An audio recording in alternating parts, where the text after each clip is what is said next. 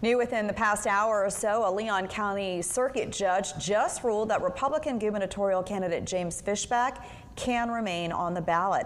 A hearing was held in Tallahassee last week where the judge heard testimony from Fishback and others about his residency.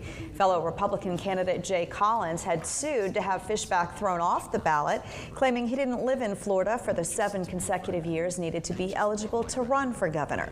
The key question at the hearing was whether or not Fishback gave up his residency when he voted in Washington, D.C. back in 2020.